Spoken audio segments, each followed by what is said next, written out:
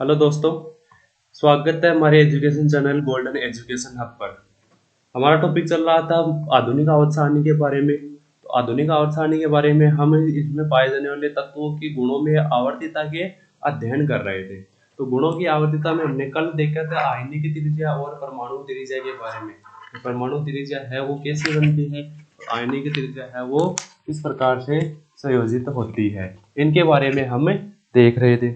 तो आज शुरू करते हैं हम अपने अगले गुणों की आवर्तिता।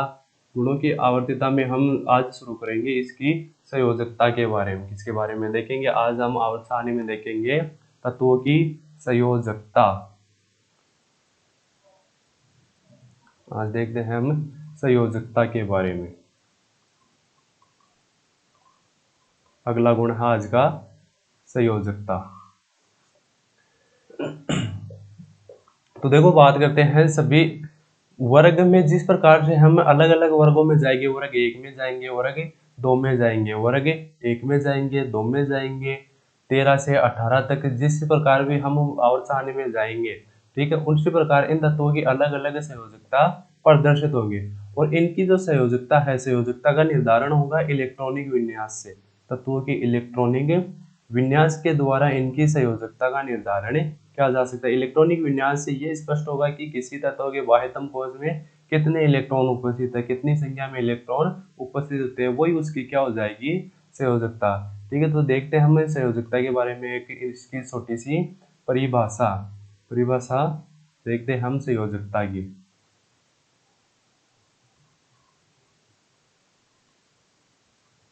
संयोजकता होती क्या है? तो संयोजकता होती है किसी परमाणु के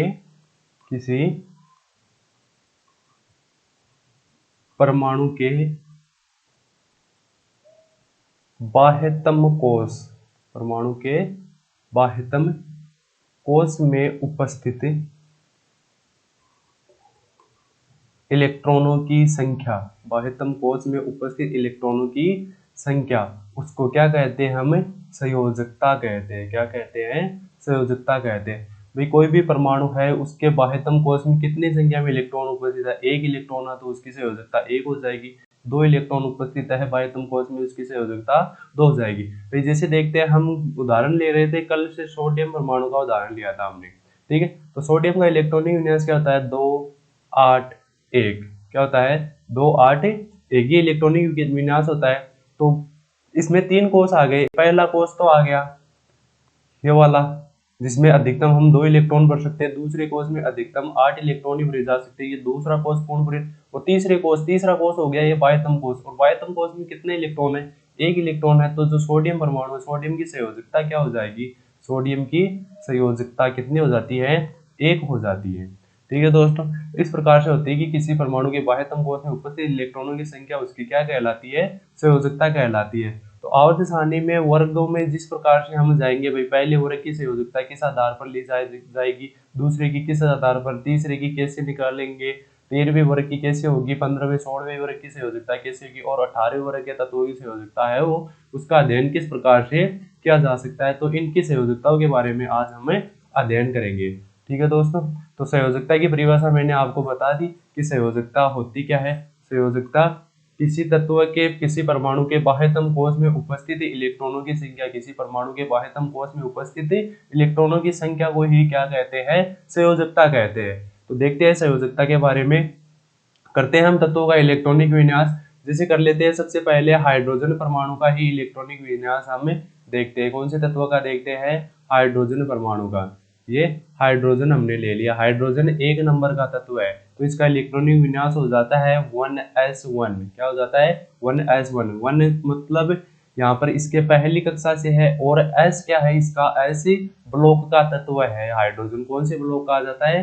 s ब्लॉक का आ जाता है। तो इसका इलेक्ट्रॉनिक विन्यास क्या हो जाता है? 1s1। मतलब ये हाइड्रोजन, ये इसकी पहली कक्षा, और पहली कक्षा में इसका 1 इलेक्ट्रॉन हमने भर दिया। ठीक है, तो इसका इलेक्ट्रॉनिक विन्यास क्या हो जाता है? 1 हो जाता है। दूसरा तत्व ले लेते हैं हम, हीलियम। हीलियम 2 नंबर का तत्व है। तो 2 नंबर के तत्व में कई संयोजकता किस प्रकार से निकालेंगे?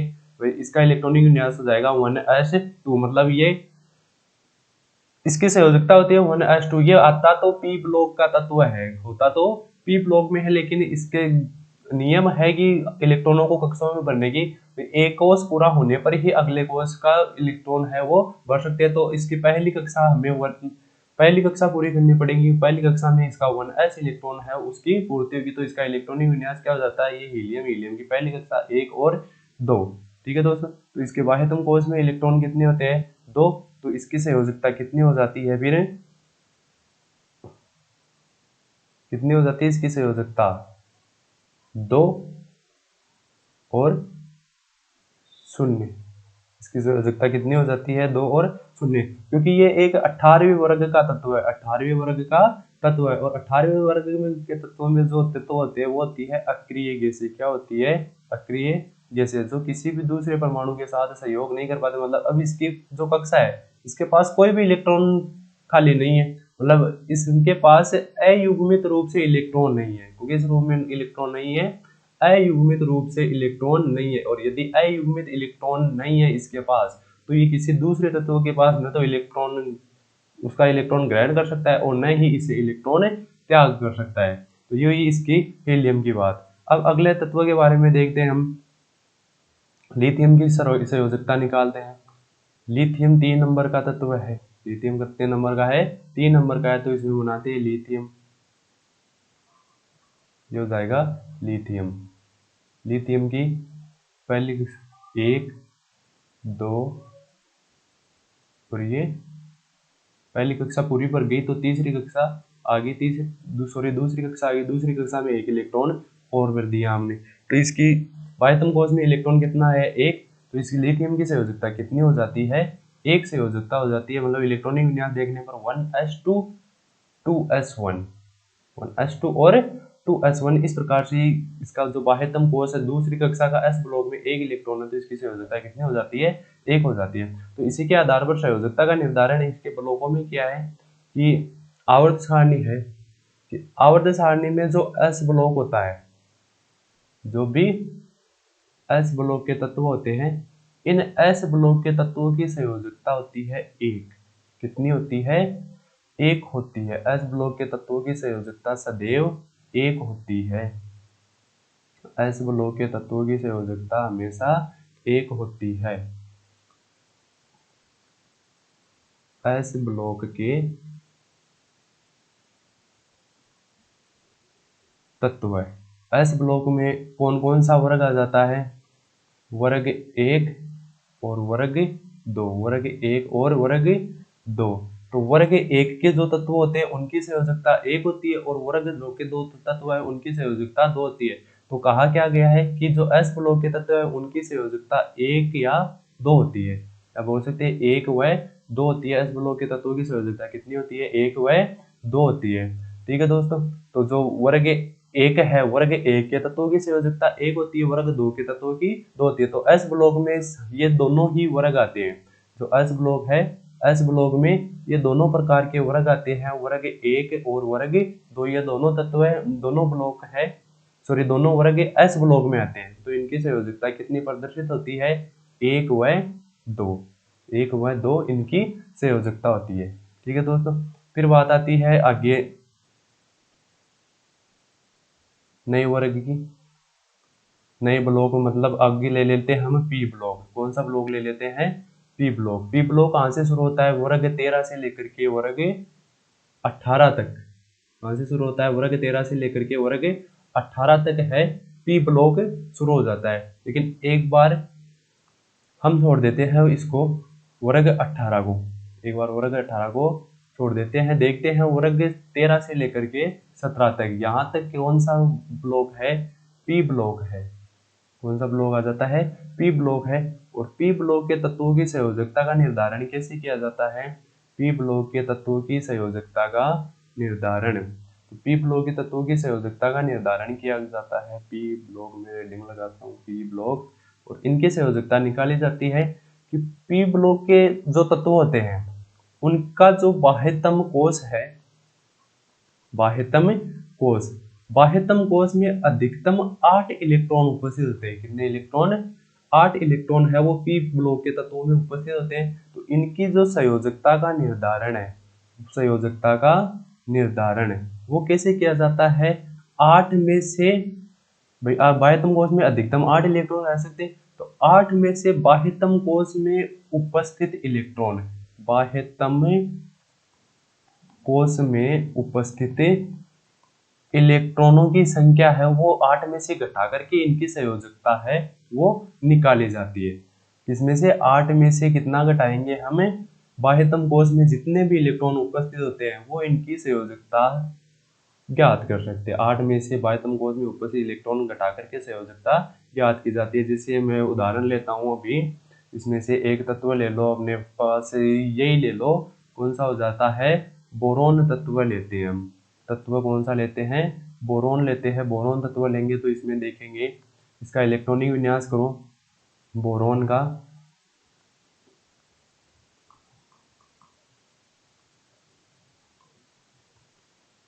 बोरोन 5 नंबर का है, 1s2 हो जाएगा, 2s2 और 2p1। ठीक है दोस्त, ये बोरोन का होता है इलेक्ट्रॉनिक विन्यास। 5 नंबर का तत्व है बोरोन। यहाँ पर देखो, हाइड्रोजन, हीलियम, लिथियम, बेरिलियम और बोरोन। ठीक है दोस्तों, अब देखो इसके इलेक्ट्रॉनों का वितरण देखेंगे हम। इलेक्ट्रॉनों का वितरण, कक्षाओं में इलेक्ट्रॉन भरे जाएंगे। कक्षाओं में इलेक्ट्रॉन कैसे भरेंगे, बोरोन की कक्षा बनाएंगे, ये बोरोन। ठीक है, ये पहली कक्षा, पहली कक्षा में अधिकतम कितने इलेक्ट्रॉन भर सकते हैं, 2 इलेक्ट्रॉन भर सकते हैं। फिर दूसरी कक्षा, दूसरी कक्षा में बाह्यतम ब्लॉक आ गया, मतलब वो पी ब्लॉक वाला आ गया। दूसरी कक्षा में अधिकतम 8 इलेक्ट्रॉन भर सकते हैं, तो ये 5 नंबर का है, 2 इलेक्ट्रॉन भर दिए, 2 इलेक्ट्रॉन हमने भर दिए, 1 और 2, ये 2 इलेक्ट्रॉन हो गए। फिर तीसरा इलेक्ट्रॉन 4 और 5। अब बाह्यतम कोश में कितने इलेक्ट्रॉन हो गए, 3 इलेक्ट्रॉन हो गए, मतलब 2s वाले 2 इलेक्ट्रॉन और 2p1 का 1 इलेक्ट्रॉन। तो इसके बाह्यतम कोश में कितने इलेक्ट्रॉन उपस्थित है, 3 इलेक्ट्रॉन उपस्थित है।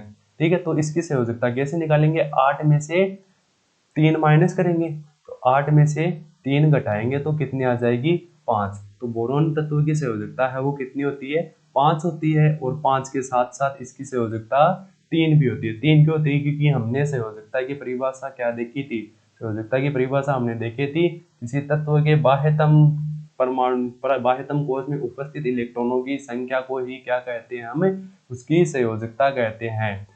बाह्यतम कोश में उपस्थित इलेक्ट्रॉनों की संख्या को क्या कहते हैं, उसकी संयोजकता कहते हैं। तो ये अपने मतलब कह सकते हैं कि अपने कोश की पूर्ति के लिए, अपने कोश की पूर्ति के लिए इसको 3 इलेक्ट्रॉन की आवश्यकता होती है, तो 5 इलेक्ट्रॉन है वो भी ये ले सकता है। कितने इलेक्ट्रॉन, 3 इलेक्ट्रॉन और 5। तो इसकी संयोजकता बोरोन की कितनी होती है, 3 और 5 है इसकी संयोजकता होती है। और मान सकते हैं कि सही रूप में इसकी जो संयोजकता होती है, बाह्यतम कोश में उपस्थित इलेक्ट्रॉन, इनकी सही रूप में संयोजकता है वो 3 ही मानी जाती है। कितनी मानी जाती है, 3 ही मानी जाती है, क्योंकि बाह्यतम कोश में उपस्थित इलेक्ट्रॉनों की संख्या 3 है। फिर आ जाता है कार्बन। कार्बन की संयोजकता निकालेंगे तो कार्बन की संयोजकता कितनी आ जाती है, 4।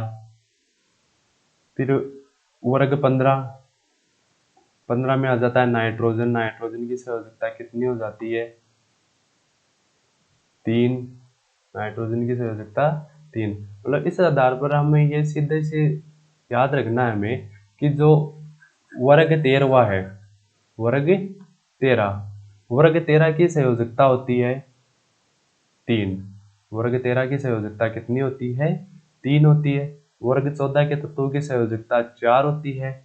वर्ग 15 के तत्वों की संयोजकता फिर 3 और 5 कितनी होती है, 3 व 5। फिर वर्ग 16 के तत्वों की संयोजकता 2, वर्ग 17 के तत्वों की संयोजकता 1 और वर्ग 18 के तत्वों की संयोजकता हो जाती है 0। क्या हो जाती है, 0। मैं आपको लिख देता हूँ ताकि आपको नोट्स बनाने में आसानी हो कि जो पी ब्लॉक होता है, पी ब्लॉक में वर्ग 13 के तत्वों की संयोजकता, पी ब्लॉक में वर्ग 13 की संयोजकता होती है 1। वर्ग 13 की संयोजकता होती है, सॉरी 1 नहीं 3, वर्ग 13 के तत्वों की संयोजकता होती है 3 वर्ग 14 के तत्वों की संयोजकता हो जाती है 4, वर्ग 15 के तत्वों की संयोजकता हो जाती है 3 और 5, 3 और 5, वर्ग 16 के तत्वों की संयोजकता हो जाती है 2 और 6, वर्ग 17 के तत्वों की संयोजकता हो जाती है 1 और 7, और जो वर्ग 18वां है, वर्ग 18वें के तत्वों की संयोजकता आ जाती है 0, कितनी आ जाती है 0, इसकी संयोजकता होती है वर्ग 18वें तत्व की। अब देखो इसमें तो ये संयोजकता 3 और 5 है वो कैसे आ रही है, तो इसमें देखो ये 3 और 5 इस प्रकार निकलती है।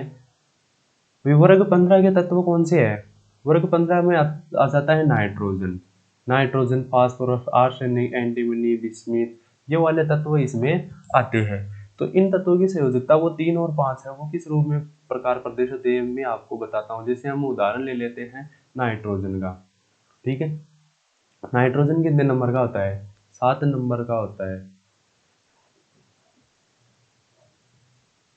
तो नाइट्रोजन का इलेक्ट्रॉनिक विन्यास करेंगे 1s2 2s2 2p3, ठीक है। तो 2p3 मतलब इसका जो बाह्यतम कोश है, बाहरी कक्षा दूसरी, दूसरी कक्षा में कितने इलेक्ट्रॉन हो गया, 3 और 2, 5 इलेक्ट्रॉन हो गए। बाह्यतम कोश में उपस्थित इलेक्ट्रॉनों की संख्या के आधार पर कितनी संयोजकता प्रदर्शित करेंगे इस वर्ग के तत्व है 5, वर्ग 15 के तत्व है कितने संयोजकता प्रदर्शित करते हैं 5। लेकिन जब नियम यह बताया कि पी ब्लॉक के तत्वों की संयोजकता 8 में से बाह्यतम कोश में उपस्थित इलेक्ट्रॉन है उनको घटा करके प्राप्त की जा सकती है, तो घटा करके प्राप्त करेंगे तो 8 में से 5 घटाएंगे, 8 में से 5 घटाएंगे तो संयोजकता कितनी आ जाती है 3 आ जाती है। तो इस प्रकार से ये 3 संयोजकता प्रदर्शित, इसी प्रकार ये 2 और 6 संयोजकता इसी प्रकार से प्राप्त होती है, और 1 और 7 वाली संयोजकता भी इसी प्रकार से प्राप्त होती है। लेकिन जो 18 वर्ग है, 18 वर्ग में 8 में से 8 मतलब बाह्यतम कोश है वो पूर्ण भरा होता है, किसी दूसरे तत्व से सहयोग करने की इनके पास इलेक्ट्रॉन नहीं होते, तो इनमें से 8 में से 8 गए तो इनका 0 आता है, तो इनकी संयोजकता क्या हो जाती है 0। तो इस आधार पर वर्ग 18 के जो तत्व है उनको कहा जाता है 0 वर्ग के तत्व। वर्ग 18 के तत्व को कौन से कहा जाता है, वर्ग 18 मतलब 0 वर्ग के तत्व अक्रिय गैस, नोबल गैस, मैंने आपको इनके बारे में बताया था, उत्कृष्ट गैस, आदर्श गैस, इनको कहा जाता है, ठीक है। अब चलते हैं वर्ग 3 से लेकर के 12 के बीच, वर्ग 3 से लेकर के 12, वर्ग 3 से लेकर के 12, इसको कौन सा ब्लॉक कहा था हमने, डी ब्लॉक, कौन सा ब्लॉक आता, डी ब्लॉक इसको नाम दिया गया है। तो डी ब्लॉक में कौन कौन से वर्ग हो गए 3 से लेकर के 12 तक, 3 से लेकर के 12 तक ये आ जाते हैं डी ब्लॉक में। अब जो इनकी संयोजकता है, इनकी संयोजकता में विशिष्ट प्रकार गुण पाया जाता है, मतलब ये अपनी संयोजकता 1 से अधिक प्रदर्शित करते हैं, अपनी संयोजकता 1 से अधिक प्रकार की संयोजकता है वो प्रदर्शित करते हैं। वर्ग 3 से 12 तक, या बोल सकते हैं डी ब्लॉक के तत्व है, डी ब्लॉक के तत्व है, या इनको कह सकते हैं कि जो संक्रमण तत्व है, संक्रमण तत्व है, ये अपनी परिवर्तनशील संयोजकता प्रदर्शित करती है, परिवर्तनशील संयोजकता प्रदर्शित करते हैं। तो इसके आधार पर इनकी जो संयोजकता है उस संयोजकता को कहा जाता है परिवर्ती संयोजकता। क्या कहते हैं, परिवर्ती संयोजकता है इनको कहते हैं, मतलब इनके संयोजकता है वो अपने अलग अलग संयोजकता है वो प्रदर्शित करते हैं, ठीक। मतलब ये अपनी जो संयोजकता मुख्य रूप से अपनी ऑक्सीकरण अवस्था के आधार पर प्रदर्शित, किसके आधार पर, ऑक्सीकरण अवस्था, मतलब ऑक्सीजन के सहयोग करने, ऑक्सीजन के जुड़ने के आधार पर है अपनी संयोजकता है वो प्रदर्शित करते हैं। फिर आगे चलते हैं, नीचे आ जाते हैं लेंथेनॉइड और एक्टिनॉइड तत्व है, लेंथेनॉइड और एक्टिनॉइड तत्व। इन तत्वों की संयोजकता के बारे में हम देखते हैं कि ऊपर की जो श्रेणी है, मतलब इन दोनों को रखा गया है एफ ब्लॉक में, कौन से ब्लॉक में रखा गया है, जो एफ ब्लॉक होता है, एफ ब्लॉक में इनको रखा गया है, ठीक है। तो एफ ब्लॉक में इनको रखा गया है, तो जो ऊपर की श्रेणी इसको 4F श्रेणी में रखा, और नीचे वाली जो एक्टिनॉइड श्रेणी इसको 5F श्रेणी में रखा, ठीक है। और इनको कहा गया अति अंतः संक्रमण तत्व, अंतः संक्रमण तत्व, ठीक है दोस्तों। तो इनकी जो संयोजकता है वो भी इन्हें डी ब्लॉक के तत्वों के समान है, अपनी संयोजकता प्रदर्शित करते हैं, मतलब जो अपनी परिवर्ती संयोजकता है वो प्रदर्शित करते हैं। तो ये था आज का हमारा संयोजकता का टॉपिक। ठीक है, अब देखते हैं हम इनके धात्विक गुण और अधात्विक गुण। आवर्त सारणी में तत्वों के धात्विक गुण और अधात्विक गुण के बारे में हम इनका अध्ययन करेंगे। क्या देखेंगे? धात्विक और अधात्विक गुण, धात्विक व अधात्विक गुण। तो देखो, आवर्त सारणी में कुछ तत्व ऐसे होते हैं जो धातु है, कुछ अधातु है, कुछ गैसीय है। ठीक है, तो देखो वर्ग 13 में ध्यान देना, बोरॉन मैं बना रहा हूं, ध्यान देना आप।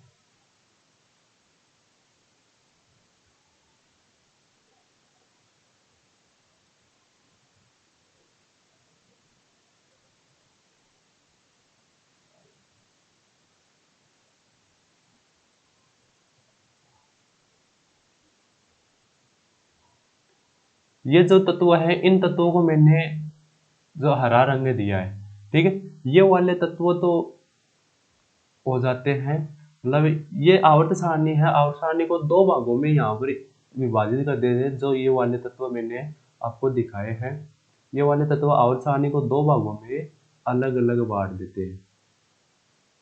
ठीक है, मतलब ये वाले भी है गैलियम, एंटीमनी, पोलोनियम, ठीक है, बोरोन, सिलिकॉन, आर्सेनिक, टेल्यूरियम। ठीक है, तो ये वाले तत्व है, ये आवर्त सारणी को दो भागों में बांट देते हैं। मैंने एक सीडी नुमा सी संरचना बनाई, आप देख सकते हैं। ये सीडी नुमा संरचना वाले तत्व आवर्त सारणी को दो भागों में बांट देते हैं। इसमें आवर्त सारणी में जो बाया भाग है, आवर्त सारणी का बाया भाग में है वो तो है धातु तत्व है, मतलब इसके इस तरफ वाले जो भी तत्व है ये तो है धातु तत्व है। कौन से है?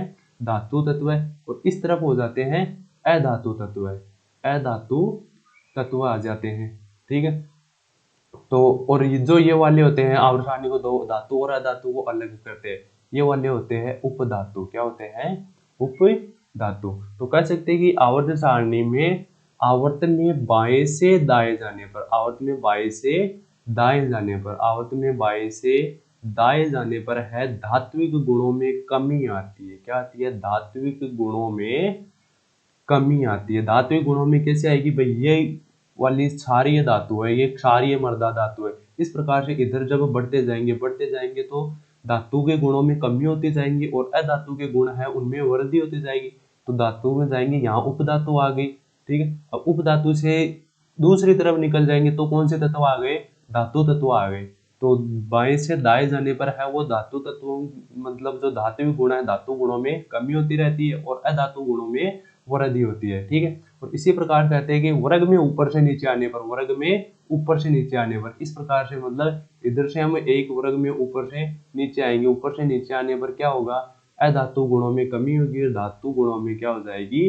वृद्धि हो जाएगी। धातु गुणों में कमी और अधातु गुणों में वृद्धि हो जाएगी वर्ग में ऊपर से नीचे आने पर। यह है इसके धात्विक गुण और अधात्विक गुण। फिर बात करते हैं हम इसके परमाणु आकार की, तत्वों के परमाणु आकार की। परमाणु आकार, तो परमाणु का आकार है, उसका अध्ययन हमने देखा था परमाणु त्रिज्या के आधार पर ही किया जाता है। इसके आधार पर परमाणु त्रिज्या के आधार पर ही इसका अध्ययन है किया जाता है। तो देखो परमाणु आकार के बारे में मैंने कल आपको बताया था कि कोई परमाणु है, यानी उदासीन परमाणु, उदासीन परमाणु का आकार, उदासीन परमाणु का आकार और धनावेशित परमाणु का आकार, धनावेशित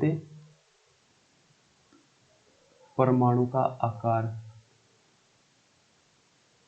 तीसरा है ऋणावेशित परमाणु का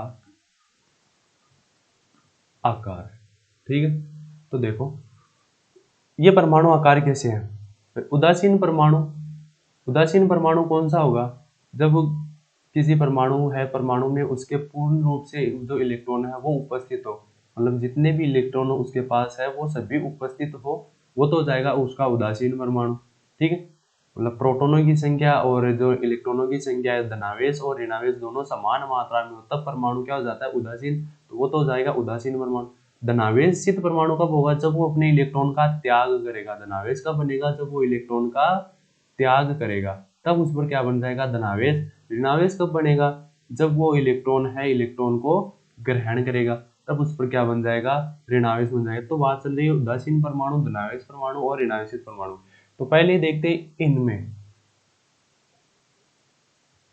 उदासीन परमाणु और ऋणावेशित परमाणु का। कोई उदासीन परमाणु है उसका आकार ऋणावेशित परमाणु से छोटा होता है।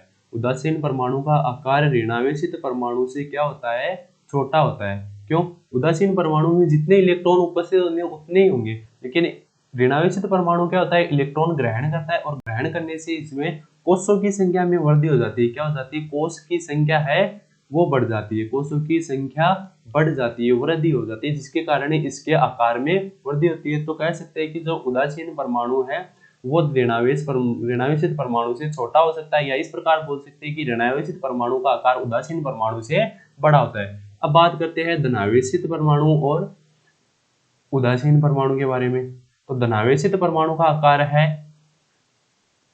वो उदासीन परमाणु से छोटा होता है, या वो इससे बोल सकते हैं कि उदासीन परमाणु का आकार धनावेशित परमाणु से क्या होता है, बड़ा होता है। क्यों, उदासीन परमाणु में जितनी संख्या में इलेक्ट्रॉन है वो उदासीन है। ठीक है, और धनावेशित परमाणु कब बनेगा, जब वो इलेक्ट्रॉन का त्याग करेगा तो उसके कोष की संख्या में क्या आ जाती है, कमी आ जाती है। धनावेश कब बनता है, जब इलेक्ट्रॉन का त्याग करेगा तो एक कोष कम हो जाएगा, और कम होने से उसके जो आकार में क्या हो जाती है, कमी हो जाती है, जिसके कारण हम कह सकते हैं कि धनावेशित परमाणु का आकार उदासीन परमाणु से छोटा होता है तथा ऋणावेशित परमाणु का आकार उदासीन परमाणु से छोटा होता है। यह थी परमाणु आकार के बारे में हमारी बात। ठीक है दोस्तों, जरूर आवर्त सारणी के बारे में, ट्रिक के बारे में, उसके खोज गुणों में आवर्तिता वाला टॉपिक आपको पूरा पसंद आया होगा, तो जरूर लाइक करना, शेयर करना, सब्सक्राइब करना, और आगे भी कल हम नया टॉपिक लेके आएंगे कुछ अच्छा सा जो बहुत ही पसंद आएगा। इसी के साथ बहुत बहुत धन्यवाद आपका, और पूरा सहयोग कीजिए ताकि आपको बहुत ही अच्छा लाभ मिलेगा, और सभी प्रकार की वीडियो हमारे इस चैनल पर आपको मिलते रहेंगे। बहुत बहुत धन्यवाद आपका, शुक्रिया।